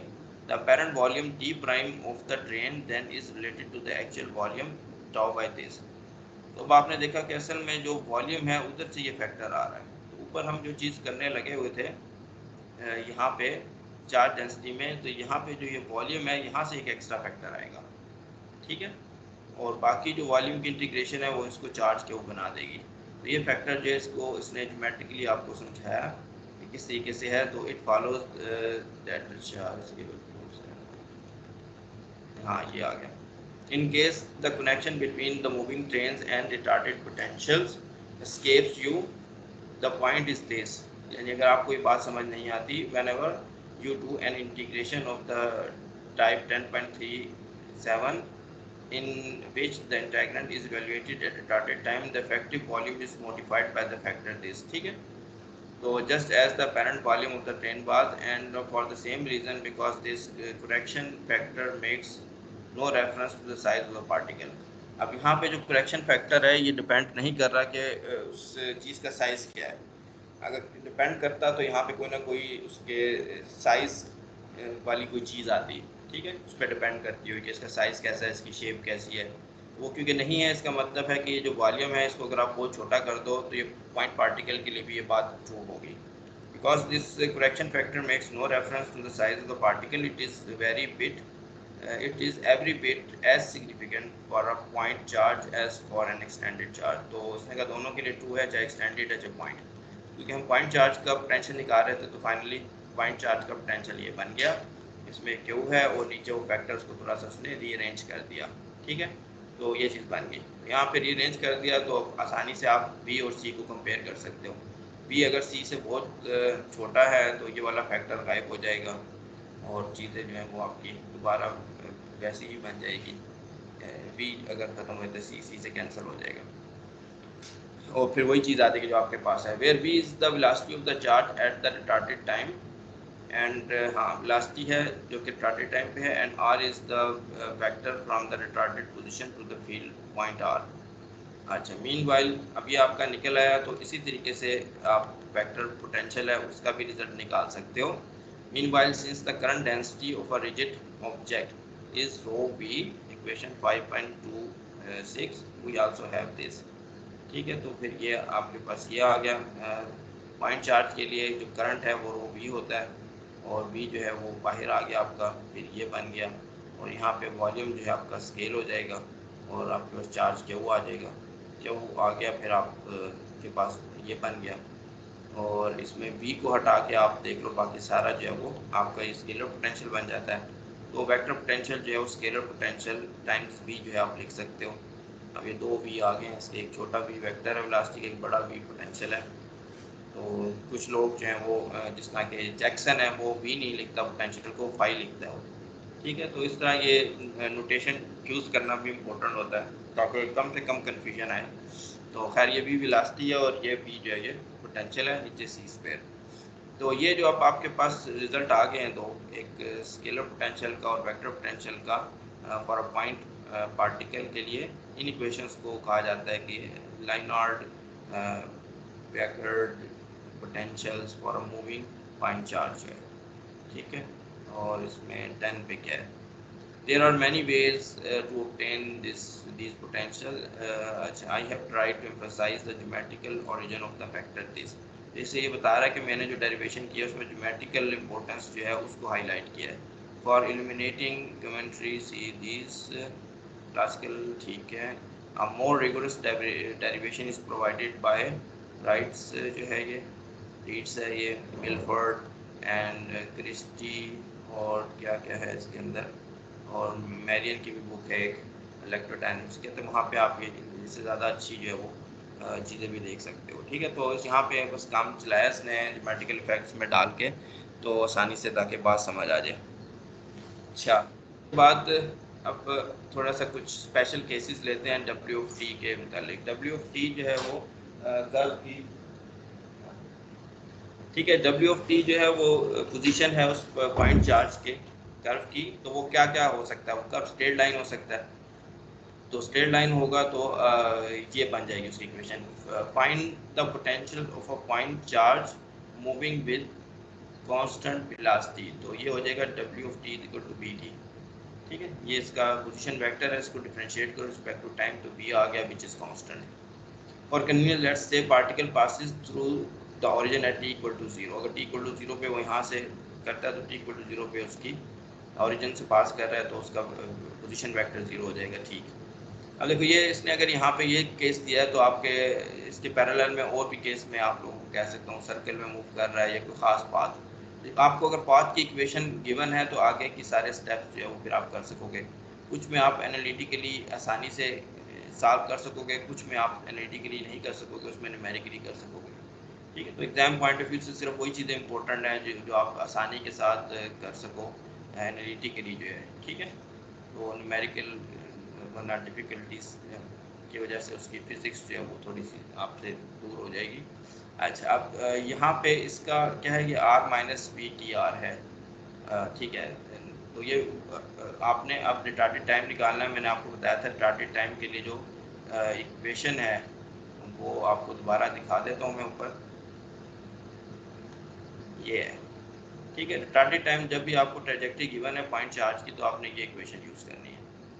ठीक है, डब्ल्यू ऑफ टी आपको गिवन है, आर माइनस डब्ल्यू of t equals to c t minus t r, तो इसी के अंदर वो पुट कर रहे हैं। अब आपको डब्ल्यू गिवन है। ठीक है, डब्ल्यू गिवन है, इसमें आपने ये किया डब्ल्यू of t r which is b t r और सी टी। ठीक है, अब इसको कहते हैं स्क्वायर कर लो आप, इसको आप स्क्वायर कर लो, ये आर स्क्वायर इसका स्क्वायर उसका दोनों का डॉट प्रोडक्ट आ गया, यहाँ पे स्क्वायर कर लो, ये बन गया। अब ये कहता है ये क्वाड्रेटिक इक्वेशन बन गई टी आर में, यहाँ टी आर स्क्वायर है, ये लीनियर है, ये टी आर में कांस्टेंट है, ये कांस्टेंट है, ये लीनियर है, ये स्क्वायर है। तो ये आपकी यहाँ पे आप क्वाड्रेटिक फार्मूला यूज़ कर लो तो ये एक्सप्रेशन आपके पास बन जाएगा। अब ये एक्सप्रेशन बन गया तो क्या कहता है, to fix the sign consider the limit v equal to 0।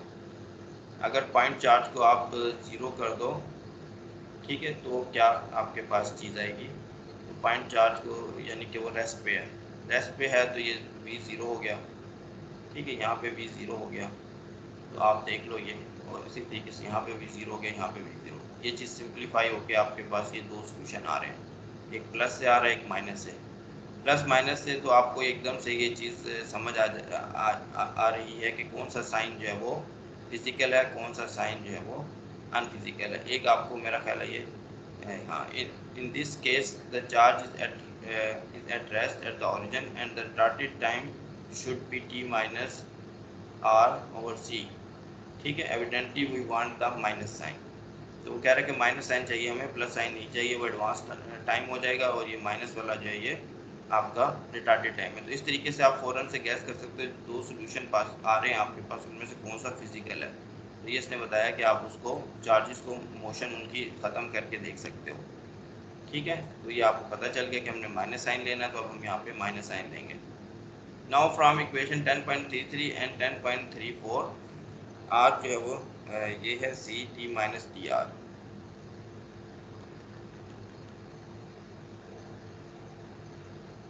अच्छा जी, 10.33 और ठीक है, आर जो है ये बन गया आर माइनस टी, तो ये बन गई यहाँ पे आर माइनस टी। ठीक है, ऊपर जो इक्वेशन है 3 और 3 4 उसको दोबारा देख लेते हैं, 3 और 3 4।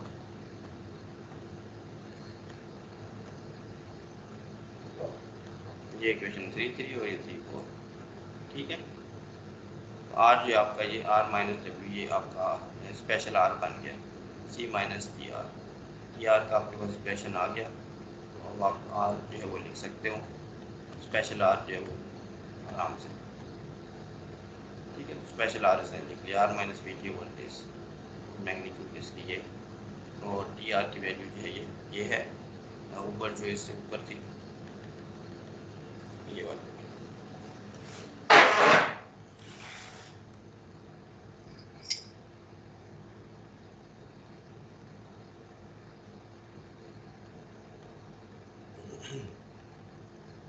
अच्छा,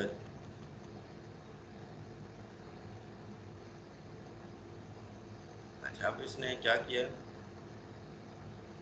are into 1 minus r dot v over c, इसको वैल्यूएट कर रही है। आर की मैग्नीट्यूड जो है वो इसने लिखी है c t minus t r, और ये जो फैक्टर है इसके लिए ये यूज़ किया है 1 माइनस वी ओवर सी, और ये और फिर इसको आप अंदर मल्टीप्लाई कर दो तो ये वाला फैक्टर कैंसिल हो जाएगा, यहाँ पे आपके पास ये चीज़ आ जाएगी और इसको रीअरेंज कर सकते हो आप लोग।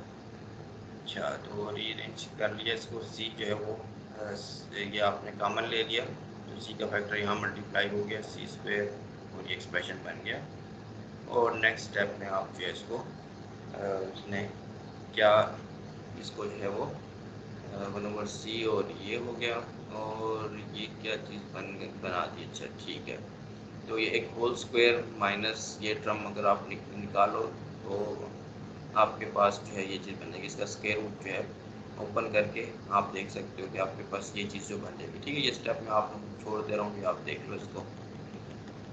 अच्छा, बस वो थोड़ा सा सिंप्लीफाई कर दिया इसने और इसके बाद आप इसमें ऊपर जो रिलेशन है पोटेंशियल का उसके अंदर आप कर सकते हो। तो ये एक्सप्लिसिटली इसने ये निकाल दिया। ठीक है, इसमें जो रेफरेंस एक्सप्लिसिटली वो आर का है, किस पोजीशन पे आपने इफेक्ट निकालना है, वेलोसिटी के साथ पॉइंट चार्ज जो है मूव कर रहा है और टाइम टी जो है, ठीक किस टाइम पे आप उसका इफेक्ट निकाल रहे हो और बाकी सारी चीज़ें जो से नाउन है। और फिर आप वेक्टर पोटेंशियल निकाल सकते हो। हमने जो ऊपर एक्सप्रेशन ड्राइव किया था कि वेक्टर पोटेंशियल जो है वो v टाइम्स स्केलर पोटेंशियल होता है, तो बस आप v से मल्टीप्लाई कर दो इसको तो ये आपका आंसर आ गया। तो ये आपके रिजल्ट्स निकला है, स्केलर पोटेंशियल और वेक्टर पोटेंशियल अगर पॉइंट पार्टिकल जो है वो कांस्टेंट वेलोसिटी के साथ मूव कर रहा है। ठीक है, तो अब आगे प्रॉब्लम है। A particle of charge Q moves in a circle of radius a at constant angular velocity omega.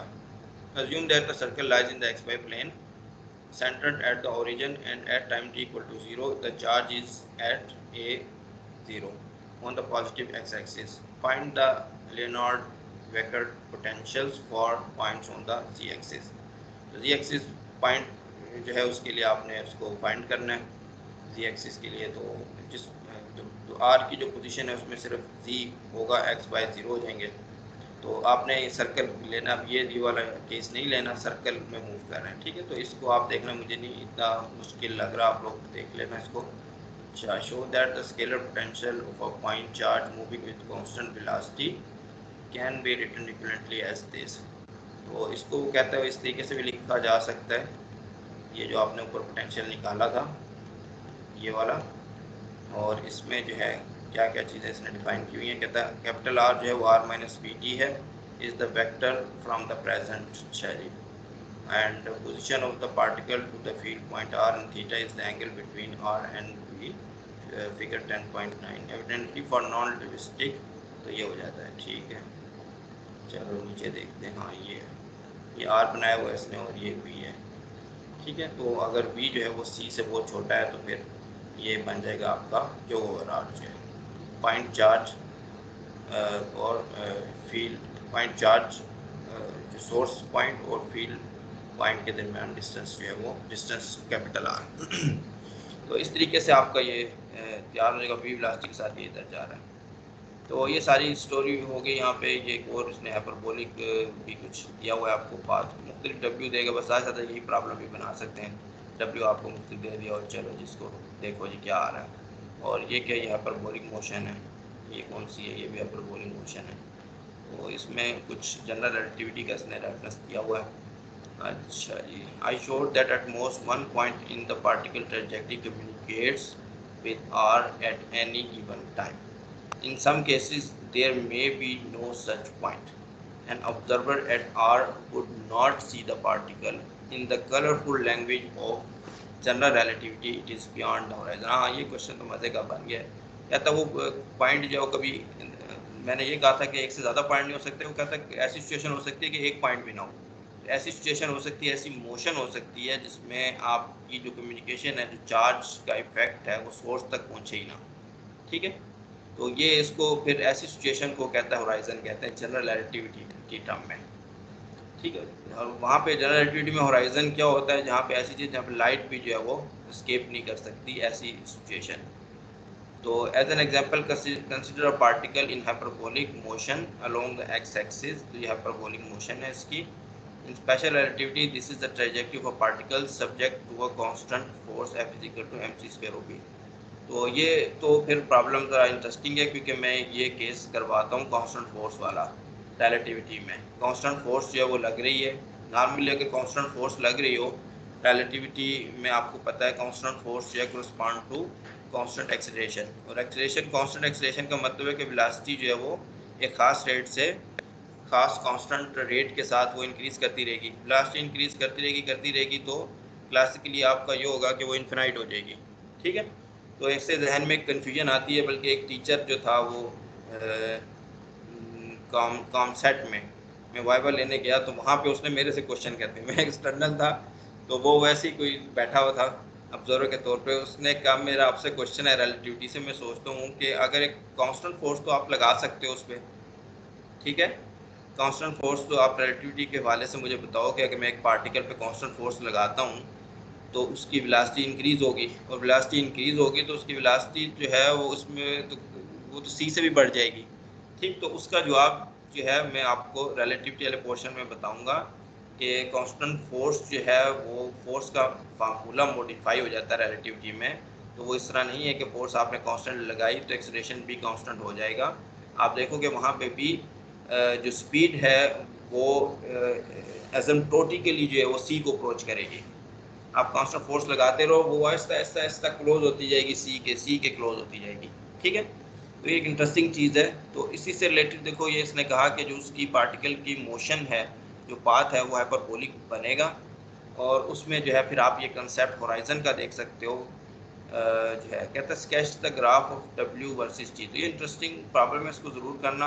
Eight 4 और 5 representative points on the curve draw the trajectory of a light signal emitted by the particle at that point both in the plus x direction and the minus x direction but region on the graph view, ठीक है, for which the particle cannot be seen। अब ये कह रहा है कि वो reason आपने हाईलाइट करने हैं जहाँ पे आपका पार्टिकल जो है वो नहीं देखा जा सकेगा, यानी उन पॉइंट्स पे इसका इफेक्ट जो है वो बिल्कुल नहीं होगा।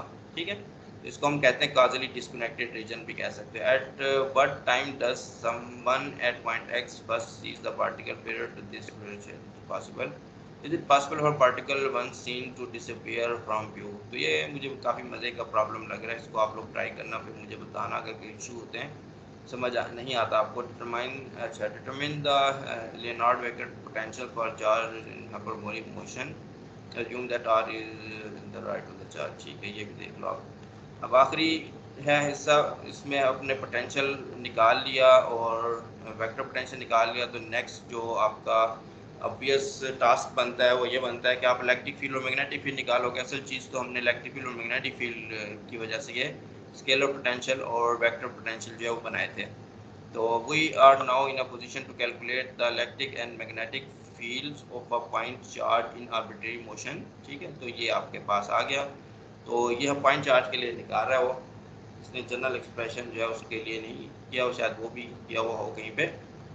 तो ये लग रहा है कि थोड़ा सा आसान होगा, तो देखते हैं कितना आसान है ये आपका फार्मूला है। अगर आपको पोटेंशियल वेक्टर पोटेंशियल पता है पॉइंट चार्ज का, तो आप किस तरीके से उसे इलेक्ट्रिक फील्ड मैग्नेटिक फील्ड निकाल सकते हो। तो the differentiation is tricky however because this. ठीक है, तो कहता है डिफ्रेंशिएशन इतनी आसान नहीं है, इसमें थोड़ा सा आपको जो है वो क्लेवर होना पड़ेगा। और उसकी रीज़न क्या है, कहता है आर जो है ये है, एंड वी वेलोसिटी जो है वो डब्ल्यू डॉट ये है, r both evaluated at the retarded time, and t r जो है वो defined implicitly by the equation this itself is a function of r and t। अच्छा, टी आर कहता है वो इस तरीके से डिफाइन है, और itself is a function of are and t. ठीक से, तो यहाँ पे देखो कि ये जो टी आर है वो फंक्शन है आर और टी का, लेकिन एक एक्सप्लिसिट फंक्शन नहीं है कि आप बता दो, जबकि हमारे पास है लेकिन इन जनरल जो है अगर आप इस प्रॉब्लम को सॉल्व करते हो तो वहाँ पे एक्सप्लिसिट जो है वो एक्सप्रेशन नहीं होगा, वो इस इक्वेशन के थ्रू निकल के आएगा। तो इसको कहते हैं इम्प्लिसिट डिपेंडेंस। टी आर जो है उसका आर और टी पे इम्प्लिसिट डिपेंडेंस है, अनलेस कि आप इसको टी आर को एक्सप्लिसिटली लिख दो, जैसा कि शायद हमने पॉइंट चार्ज वाले केस में यहाँ पे अब एक्सप्लिसिट डिपेंडेंस है टी पे और आर पे। तो इन जनरल अगर कोई स्पेशल केस ना हो, अच्छा मेरा ख्याल है ये वाला, हाँ ठीक है, इसमें मैं थोड़ा सा हो गया था कंफ्यूज। जो है यहाँ पे जो निकला है एक्सप्लिसिट डिपेंडेंस, ये सिर्फ एक स्पेशल केस के लिए निकला है पॉइंट चार्ज के, वो है कांस्टेंट वेलोसिटी। इन जनरल जो है आपको नहीं पता टी आर को कैसे लिखा जाए, ठीक है, तो आप इसको कहोगे कि इम्प्लिसिट डिपेंडेंस है उस इक्वेशन को देख के। तो ये इन जनरल कर रहा है ये, हाँ इन जनरल कर रहा है, ठीक है, पॉइंट चार्ज के लिए कांस्टेंट वेलोसिटी वाला चक्कर नहीं है। तो इस वजह से यहाँ पे ये होगा। तो इस तरह की चीज़ों को बड़े केयरफुल करने की ज़रूरत होती है। तो let's begin with the gradient of potential. Gradient of potential कहता है हम लेते हैं, और इसमें आपके पास जो है ये आ गया। ग्रेडियंट ऑफ पोटेंशियल जब आप लोगे तो वो जो 1/r का फैक्टर है 1/r माइनस 1/r स्क्वायर हो जाएगा, और फिर r का डेरिवेटिव ये इस तरीके से। अब इसका डेरिवेटिव आपने लेना है। कहता है सिंस r जो है वो c t minus t are है, तो ग्रेडियंट ऑफ r जो है वो माइनस, ये हमने पहले भी किया हुआ था, ठीक है। और कहता है as for the second term के लिए क्या करना है, gradient of r dot b। इसका पूरा एक आइडेंटिटी है जो इसने दी हुई है, इसके फर्स्ट चैप्टर में इसने ये चीज़ें प्रूव भी की हुई हैं। कहता है इसको इस तरह लिखा जा सकता है, evaluating this terms one at a time. तो ये देख लो आप, पहले करते हैं r डॉट डेल बी। अब ये मैंने आपको जो एग्ज़ाम में भी इस तरह की चीज़ दी थी, नहीं वहाँ पे r था, ठीक है। अगर यहाँ पे ठीक है, फिर ये क्या बनता है, ठीक है, वो डिफरेंट था। तो यहाँ पे जो r डॉट डेल बी है, इसको इसने फिर एक्सप्लिसिटली खोल के इस चीज़ को प्रूव किया है कि ये जो है ये चीज़ बन जाती है। और यहाँ पे जो है आपने थोड़ा सा केयरफुल रहना है जब डेरिवेटिव ले रहा है ये विद रिस्पेक्ट टू पोजीशन और वेलोसिटी का। तो इसने जो है वो क्या किया, इसको चेंज किया है टाइम डेरिवेटिव में। तो पार्शियल बाय पार्शियल जी है, तो इसको है partial t by partial g, और फिर partial b by partial t, change rule लगाया उसकी वजह से ये बन गया। और वेलोसिटी का एक और डेरिवेटिव लेने से आपके पास एक्सेलरेशन वाली टर्म आ गई, where a is defined as v dot is the acceleration of the particle at the dotted time, ठीक है। अच्छा, ये टर्म फिर आपकी जो है वो, इसके बाद ये वाली टर्म है,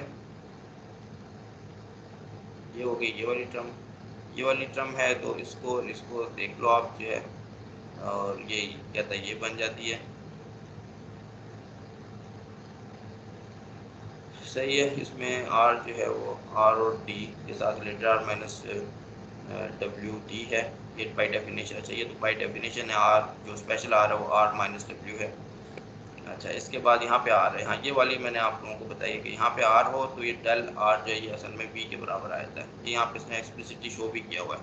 ये आप बस इस चीज़ को ज़ुबानी याद रखो कि यहाँ पे डेल है और यहाँ r हो, तो यहाँ जो भी वेक्टर है वो यहाँ वेक्टर अपीयर हो जाता है, ठीक है, ये जनरल।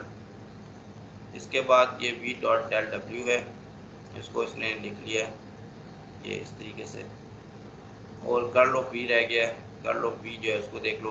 कर्ल ऑफ v में डेरिवेटिव रिस्पेक्ट टू पोजीशन आएंगे, जिनको आप चेन रूल से टाइम डेरिवेटिव के थ्रू चेंज करोगे तो एक्सेलरेशन वाली टर्म आ जाएगी माइनस ए क्रॉस दिस। तो थोड़ा सा इसमें अलजबरा है, लेकिन स्टेप्स आपको समझ आ रहे हैं तो बस आगे जो है फाइनल रिजल्ट भी बनेगा। फाइनली कर्ल ऑफ r जो है उसको भी इसने r के अंदर जो स्मॉल r है और w, ठीक है। फिर कर्ल ऑफ r जो है वो क्या है, कर्ल ऑफ r जो है वो जीरो होता है, क्योंकि r के अंदर तो डाइवर्जेंस है सिर्फ, तो कर्ल उसके अंदर ज़ीरो है। और कर्ल ऑफ w जो है वो ये लिखा जा सकता है, अगर आपको भी नहीं पता कि w की क्या फॉर्म है इन जनरल, उसको ऐसे लिख सकते हो। और फिर जो है वो कैप बैक कैप रूल वगैरह भी कहता है कि उसमें यूज़ करना है। Pulling all this back into equation 10.51 and using the back cap rule to reduce the triple cross product.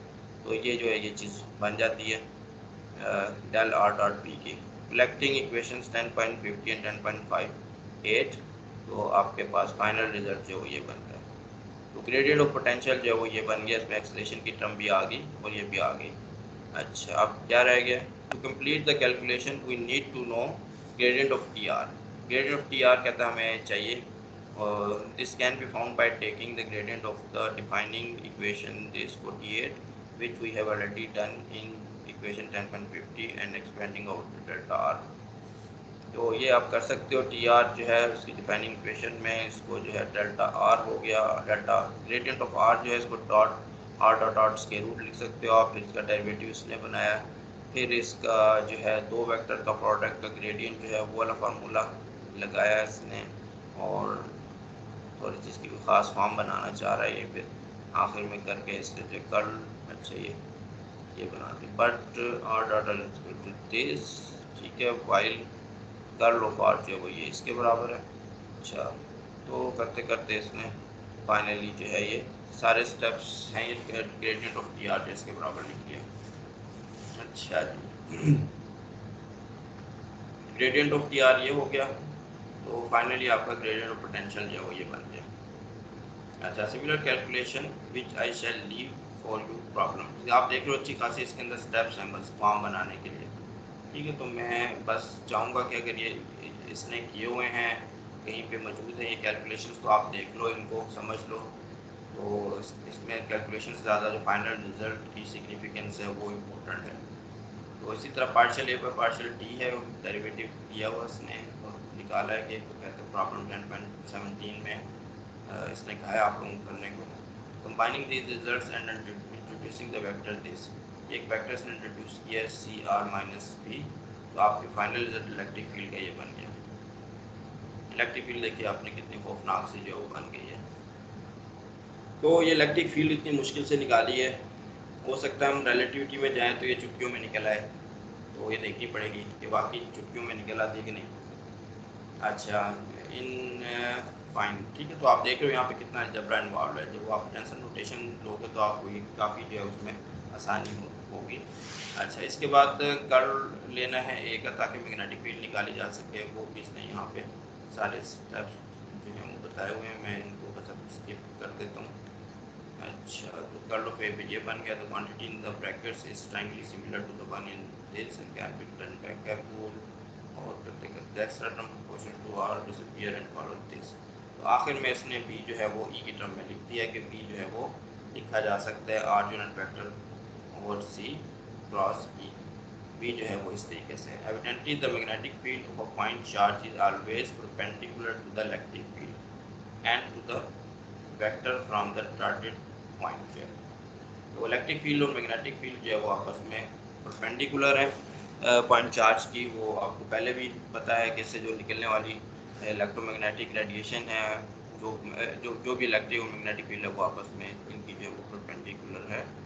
और अभी मैं रेडिएशन की बात नहीं करता था फर्स्ट टर्म, क्योंकि वो एक अलग कहानी है।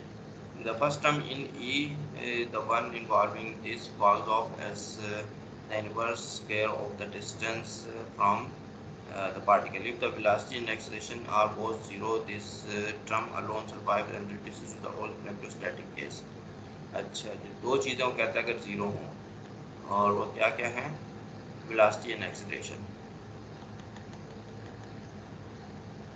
वेलोसिटी एंड एक्सेलरेशन, ठीक है, ये वेलोसिटी और ये एक्सेलरेशन, ये you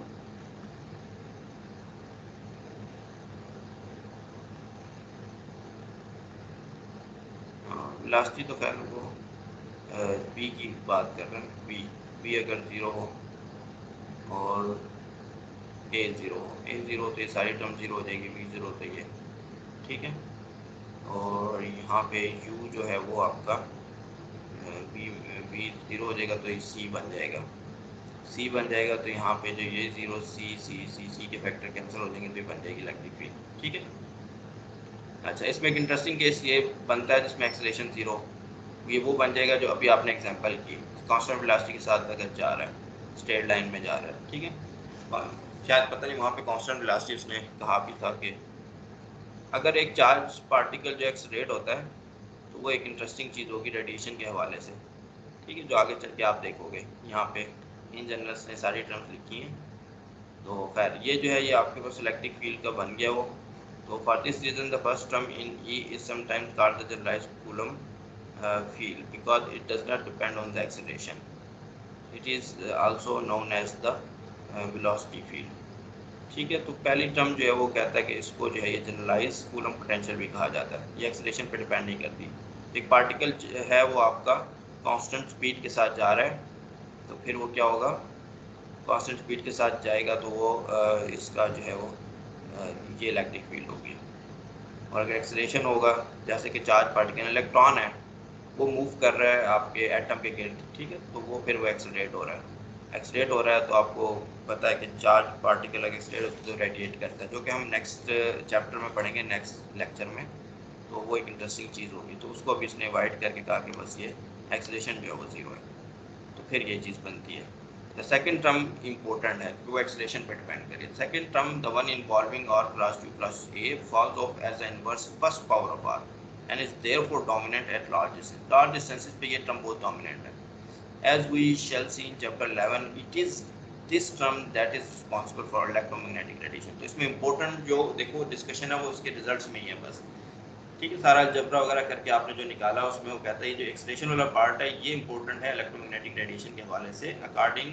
accordingly it is called the radiation field. तो ये रेडिएशन फील्ड वाला पार्ट है, एक कूलम पार्ट है, एक रेडिएशन फील्ड वाला पार्ट है। देन लाइज कूलम फील्ड और रेडिएशन फील्ड, और since it is proportional to A the acceleration field, the same terminology applied to magnetic field। magnetic field में भी यही terminology वो कहता है अप्लाई होती है। अच्छा जी, और क्या चीज़ रह गई इसमें आखिर में? Back in chapter 2 I commented that if we got the formula for the force on charge exert on another, we would be done with electrodynamics in principle, that together with the superposition principle would tell us the force that the test charge q by any configuration square when we have this। तो यहाँ पे फिर Lawrence force जो है वो इसने अब बनाया है, ठीक है। कहता 10.65 and 10.66 give us the field and Lorentz force law determines the resulting force। तो लॉरेंस फोर्स लॉ आपको पता है physical to Q E plus V cross P. तो उसमें ये वैल्यूज अगर आप पुट कर दो तो ये आपके पास फोर्स बन जाती है। तो ये आपके पास फोर्स निकल आई कि क्या फोर्स लगेगी किसी भी चार्ज क्यू पे, कैपिटल क्यू पे फोर्स लगेगी ड्यू टू स्मॉल क्यू। और स्मॉल क्यू जो है वो लेट से वो उसमें वेलोसिटी भी है उसकी और उसमें एक्सेलरेशन भी है, ठीक है। तो वेयर क्यू ये है फोर्स, ठीक हो गया। तो अच्छा, where v is the velocity of Q. अच्छा, v जो है यहाँ पे वेलोसिटी, कैपिटल V जो है वेलोसिटी है क्यू की, and r u and v and a are all evaluated, ठीक है। entire theory of the electrodynamics is contained in that equation, but you see why I prefer to start out with Coulomb Lodge। इसके बाद इसने क्या, calculate the electric and magnetic field of point charge moving with constant velocity. तो आपने सब कुछ कर लिया, बस इसमें एक्सेलरेशन 0 पुट करना है तो वो निकल आएगी, वो आप देख लो। ये इसने ईव निकाल दिया और ये हाँ इसको थोड़ी सी एंगल वाली फॉर्म में लिख दिया। और अब ये थोड़ा सा आपको बताना चाह रहा है कि इसको अगर प्लॉट कर ले तो ऐसी हो जाती है।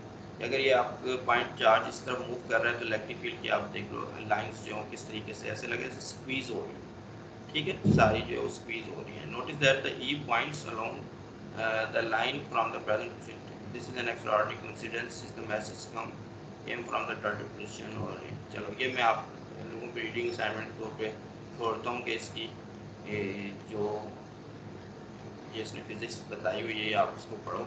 इसी तरीके से मैग्नेटिक फील्ड निकाली हुई है और उसकी भी शक्ल देख लेते हैं। ये है मैग्नेटिक पॉइंट चार्ज की जो मैग्नेटिक फील्ड है वो इस तरह की है। इसके लिए इसने काफ़ी इंतज़ार किया। शुरू में मैग्नेटोस्टैटिक्स में ये कहता रहा कि पॉइंट चार्ज जो है वो असल में जो वो है वो डजंट करस्पॉन्ड टू मैग्नेटोस्टैटिक्स, ये असल में जो है ये रिलेटेड है इलेक्ट्रोडायनेमिक्स से। तो अब उसने वो अपना जो चीज़ थी उसको पूरा कर दिया, मैग्नेटिक फील्ड इसकी निकाल दी है इलेक्ट्रोडायनेमिक्स को यूज़ करते हुए। लाइन तो 20 सर्कल्स करती है अराउंड, जहाँ पे वो है यहाँ बड़ा सर्कल है, उससे पीछे वाले सर्कल छोटे हैं, उससे आगे भी जो है सर्कल बनाए हुए हैं इसने। तो ये देख लो आप, जो है मैग्नेटिक फील्ड ऊपर से निकाली है इसने। Field of the point charge moving at constant speed वाले के लिए इसने किया ये। और तो ये does not correspond to yeah, वो magnetostatics। The field of a point charge moving at constant speed were first obtained by Oliver Heaviside in 1888। ठीक है, when V much greater than C, they reduces to this। The first is essentially Coulomb's law, and the later is the Biot-Savart law for a point charge। ठीक है, I warned you about in chapter 5 this। ठीक हो गया। तो यहाँ इसने वो चीज़ उसका जिक्र भी कर दिया कि 5th चैप्टर में जहाँ मैग्नेटोस्टैटिक्स हमने शुरू की थी वहाँ पे उसने कहा था कि ये कूलम्ब लॉ और बायोट-सावर्ट लॉ से आप इसको नहीं निकाल सकते पॉइंट चार्ज की फील्ड को, क्योंकि ये जो है एक्चुअली जो वो ये है, ठीक है।